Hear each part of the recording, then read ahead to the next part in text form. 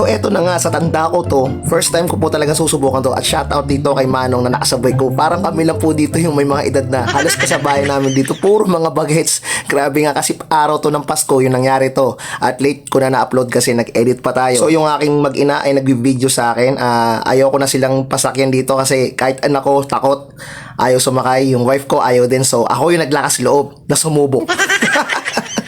So habang hindi pa nagsisimula, nagre-relax lang talaga ako, kinakalma ko lang yung sarili ko. Guys, yan o, nagdasal na ako dyan, yan, nag-sign of the cross na ako, isa pa. Talaga. Kasi mga ka-Triple R, kailangan ko maging kalmado, kasi kinakabahan na ako itong mga oras na to. Ayan, yan yung mga time na nag-relax lang, kailangan kalmado. Yan, ayan o, pumutuntua po, isa pang cross of the side ulit. Grabe na yan. Halatang kabado ko, Berda. Halata talaga. Hindi naman masyado, pero kailangan maging kalmado.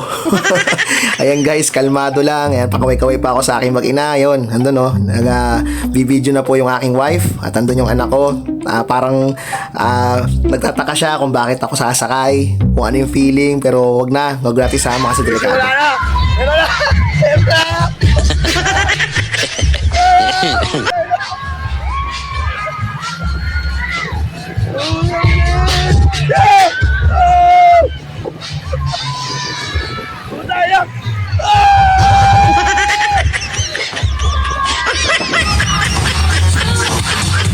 Ayan mga ka-Triple R, nakita nyo ba yan sa labas na kuha? Ayan o, kuha ng misis ko. Ayan o, grabe, sobrang bilis, men. Dito talaga ako, hilong-hilo. At sabi ko, sana matapos na yung 3 minuto. Pakiramdam ko, 5 minutes yun o, humigit.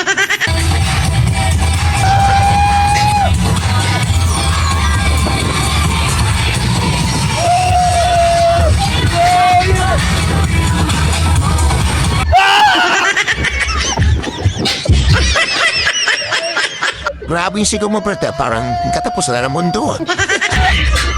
Oh! Oh my goodness!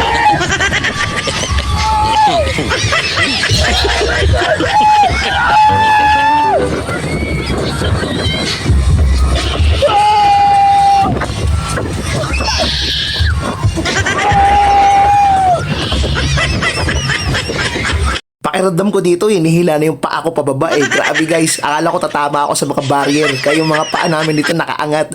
Oh, grabe. Paikot, ikot, ikot at sobrang bilis. Uy, I can't imagine this guys.